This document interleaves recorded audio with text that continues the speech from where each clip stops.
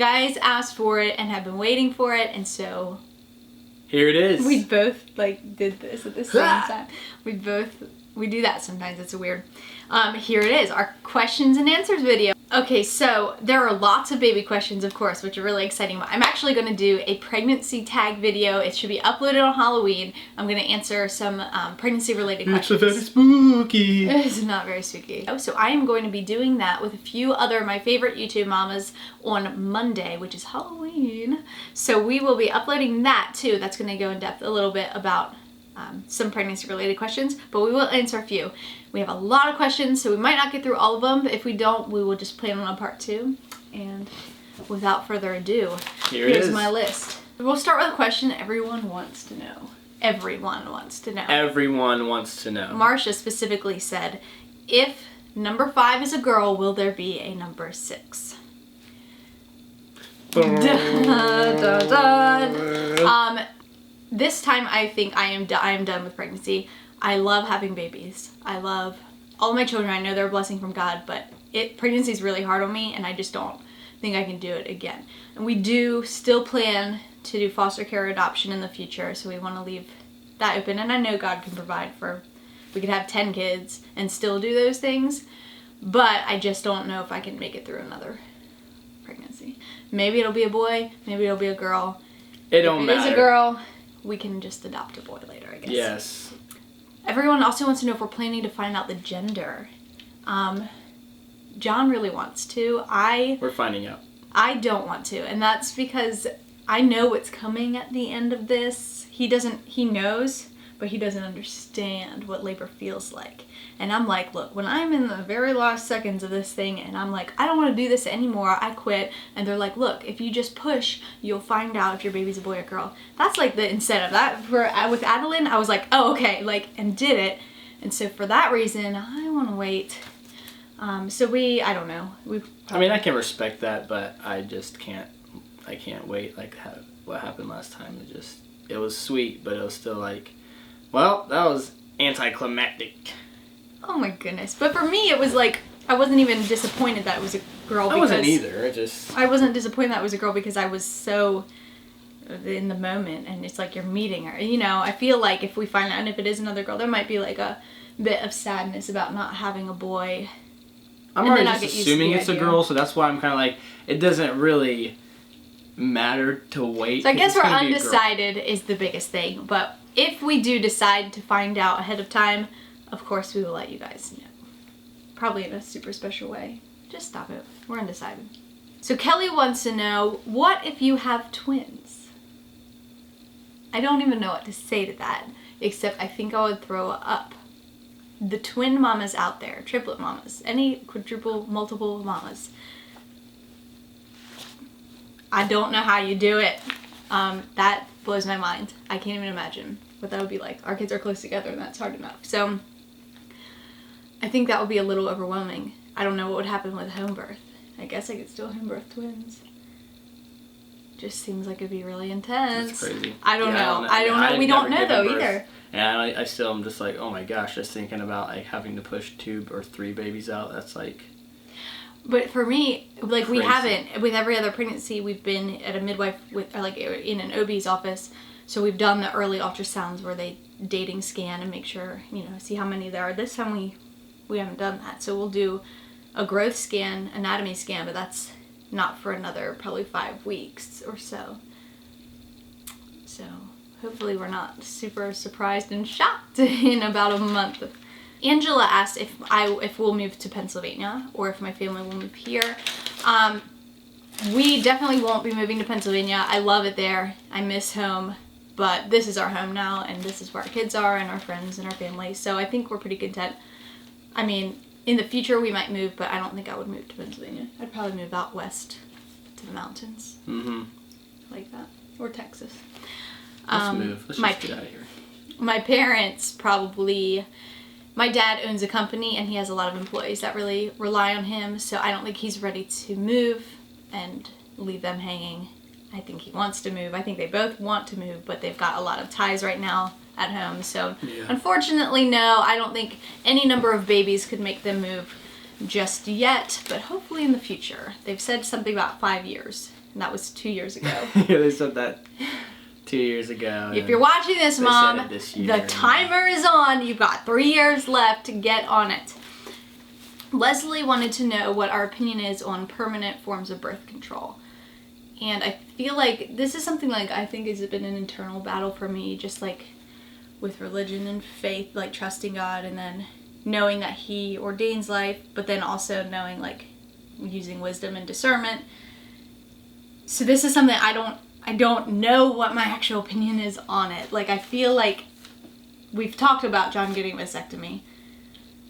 Whatever, that's your idea. I know, but it's so scary. But then part of me is like, is that like taking, is that taking control of something that's not supposed to be in our control? Like, are we just supposed to use wisdom as far as when we are intimate? Yeah, I don't know. That one is really like, it kind of is something that torments me, like that opinion. I don't know how I feel about it. I don't feel negatively about anybody who chooses to do that. And so I feel like it's something I might consider, but... I mean, we are considering it. Yes. But then there's part of me that's like, is it the right thing to do? I don't know. So I don't really have I'm not against it or for it.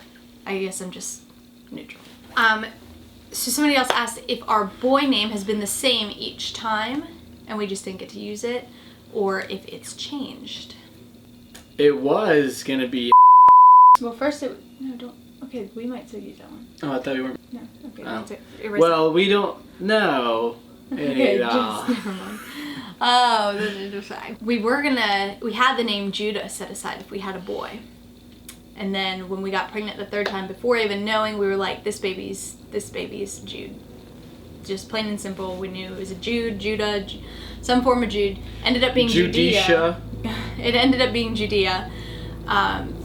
So that took that boy name, I guess. And then, let's see, we had a name for Adeline. So we had a boy name last time, and we might still use it. I'm not sure yet. It might become a middle name.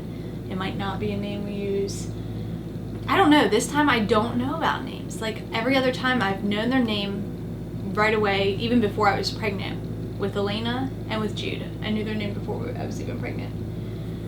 So yeah, this time is different. I feel a little bit like, who is this baby, Lord? Who is this baby? Casey wants to know if this baby was planned. Casey, how dare you? This baby was not planned by us. We talked about having a baby in like 2 years. We talked about a fifth. We wanted to have a fifth. Well, Danielle was talking about doing foster care already, and I'm like, man, that's cray-cray, but that's what she wanted to do. In North Carolina, I think this is God's way of saying, hey, let's have one more baby, then we'll do the foster care. In North Carolina, you have to sign up for a class, and it only happens in November each year, and it's already full. So like I said, let's get our name on the list, because it'll at least be, you have to do the class, and it's like 6-month process of paperwork and home checks and all these things before you can even get licensed. So that's why I said let's start the process. Yeah, maybe God was saying like, no, I have other stuff in store. I think obviously every child has been, He has a purpose for, and we believe that wholeheartedly. There is a reason we have 4 girls and whatever this baby is, and there's a reason they are born when they're born. I believe that without a doubt. So I think we weren't really planning the timeline now, but yeah.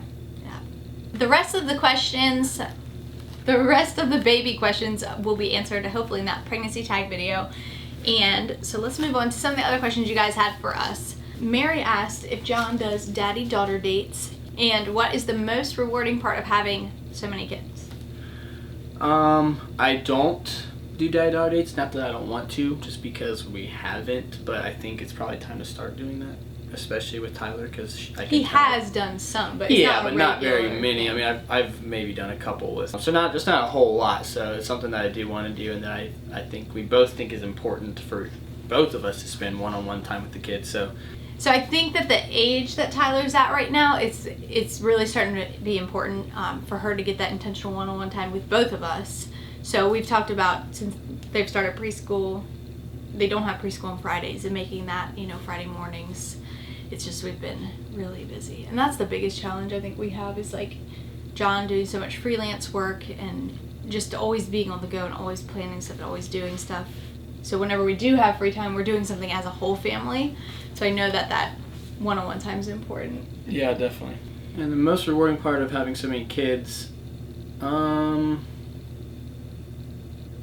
know. I think, whenever you have one child, you hear all the time, and even having one child at one point, that they're like, I just don't know how I could love another child. I feel like I wouldn't love it as much because I just love this child here so much. But once you have that other child, that love is not, it's multiplied. It's not like you have to love this one a certain amount and this one, it doesn't get as much love. Like, no, it's the exact same feeling you have with that one, just at it's two weird. different times. It's hard to explain until you've actually. Yeah. So, that just having so if you have one or two kids, just imagine those feelings just completely with multiple children. So it's, I think too. I think that's rewarding for me, is just being able to,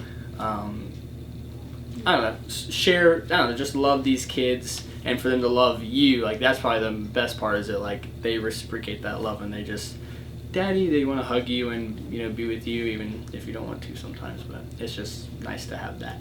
I think too, seeing all their different personalities, knowing that they each have a purpose, and they're just so individual, and so they each add something to our family. Like, Elena is just this sweet, bright girl, and she has a very sour side, so she adds that too. With Tyler, that's not rewarding. Tyler's very smart, and she's brilliant, and she wants to be helpful, and she's so compassionate. She cares so much about being helpful and serving.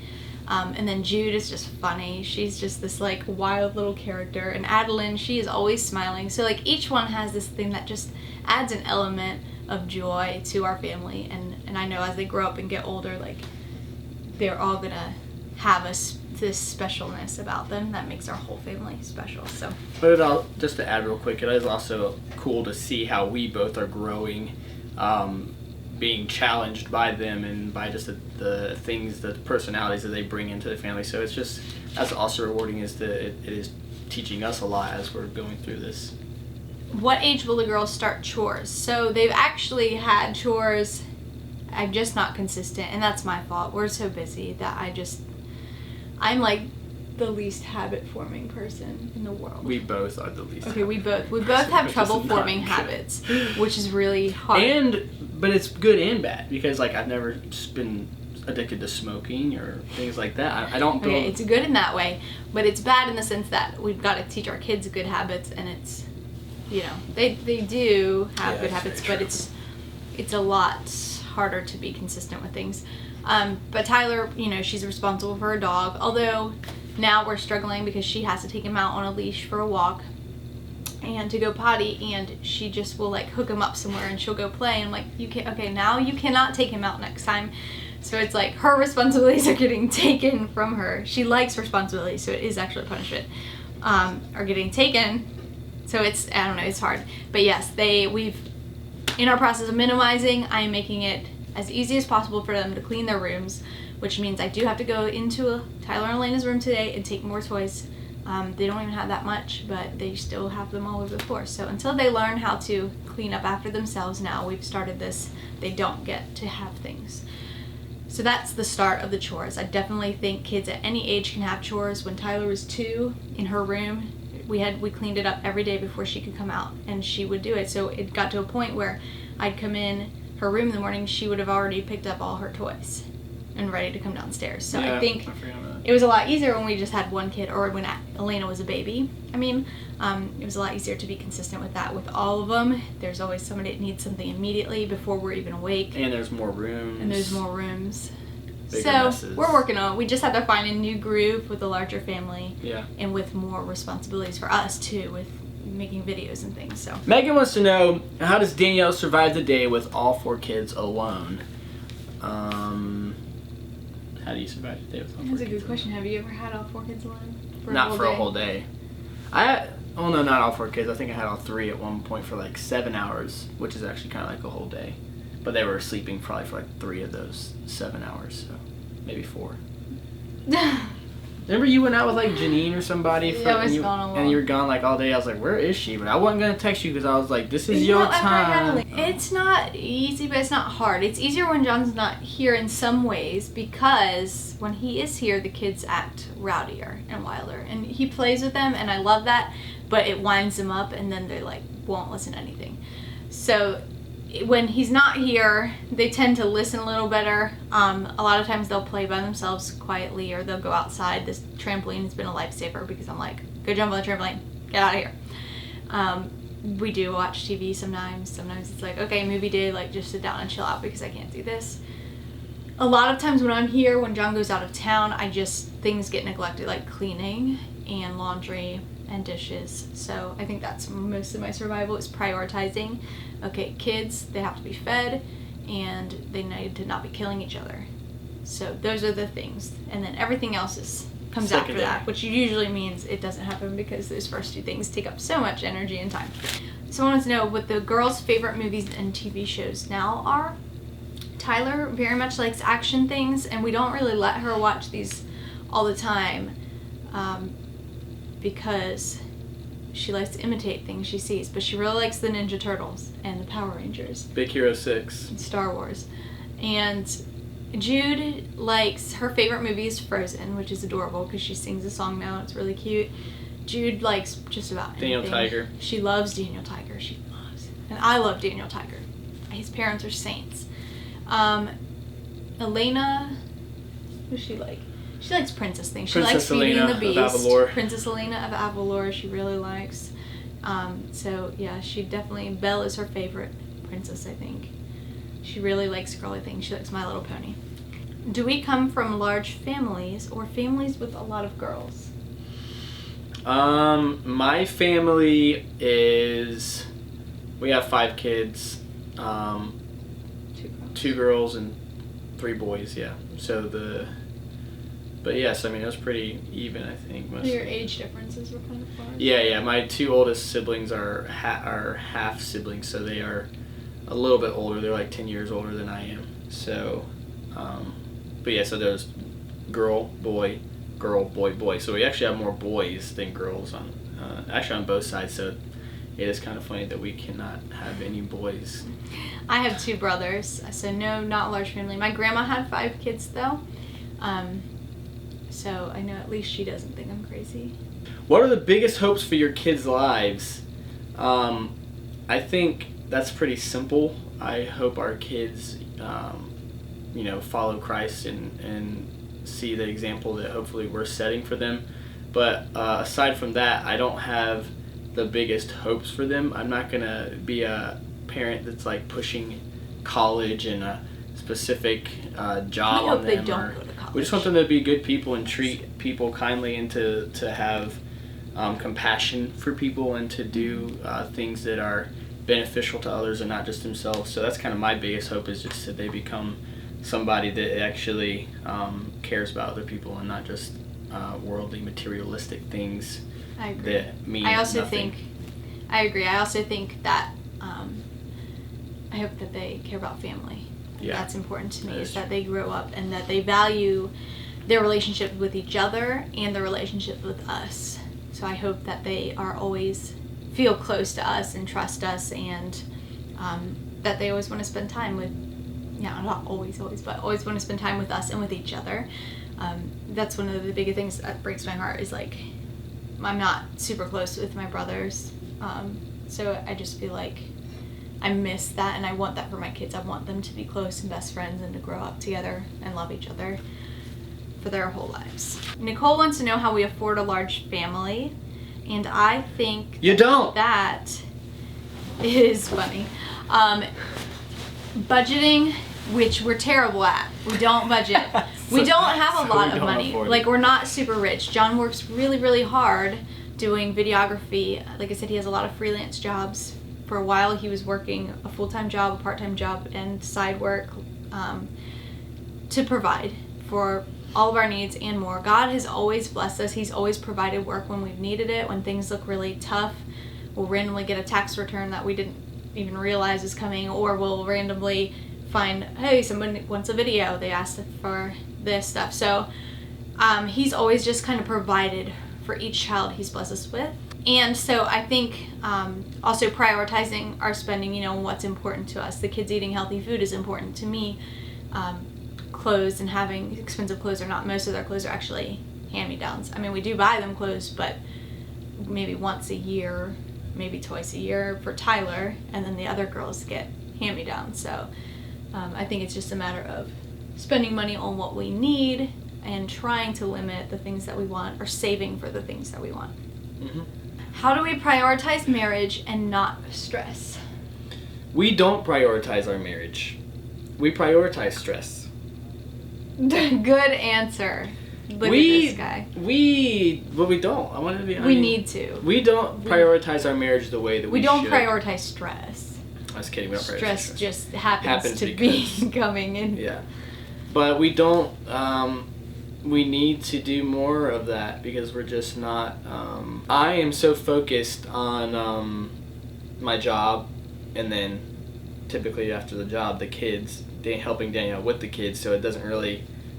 That's not really focusing on our marriage. It's just trying to help around the house and keep sanity in the house. So it is something that we both are not, or that I'm not. We recognize the need for it. Right. We're not saying we don't need to prioritize our marriage, because we do. We or that understand. we don't want to. Yes, and we understand the importance of it. Right now we're in a season that's just hectic and busy, and so it's hard. It's hard. Yes, we need to find time to do those things. I think for us, we're both reaching a point where we're like, okay, let's put our nose to the ground, like work hard and try to build something that will support our family through, videography and YouTube, and trying to get to a place where we have the time to spend with the family and to spend with each other, and not have to worry about, working all the time or planning things. And it gets a little bit easier. I think it does get easier as your kids get older, and we do spend time together. We will make a point to sit down together, eat together, or watch, TV late at night and do stuff and talk. We just haven't gotten out of the house really much for dates and stuff. Now, but don't think like that we live in this stress-free bubble of like happy. All marriages have problems. That's plain and simple. If somebody tells you their marriage has no problems, they are lying to you. But we work through it. And we work through, everything. I feel like that's one of the things, like, when God put us together, we've jumped over every hurdle. We've gone through, in 5 years of marriage, now about to have our 5th child, and we've gotten stronger each year in our ability to get through the tough stuff and get through financial burdens and get through, we were living in a very small apartment at first, and get through just all of these challenges, job changes. Marriage, and if you're not willing to adapt, then your marriage is going to fail, because that's the biggest thing I've learned in our marriage from the beginning. I've seen myself change so much because I've had to learn that she's not me, and she doesn't think the same way I think, and same for her, I don't think the same way that she thinks. So it's something that you have to just be willing to compromise on things, and just be able to, just change a little bit of the ways you do stuff sometimes, because if you don't, you're just going to be miserable, and you're going to hate your life, and you're going to want a divorce. Alright guys, well, we have like a whole nother page and a half of questions, so we're going to have to do a part 2 to this. Oh, just another page. Well, no, and a half, because we're going to take some of these. Okay, so what we'll do is we'll come back and bring a part 2, hopefully in the next week or so, to finish up on your questions. So thanks for the questions. We hope you enjoy this video. Getting to know us a little bit better. Yes, and if you're not subscribed, please subscribe. Yes, like the video. Like the video, and we will see you later. Yep, see you later, guys. Hey, thanks for watching. Make sure you click the subscribe button to follow along with the Murrays. Subscribe.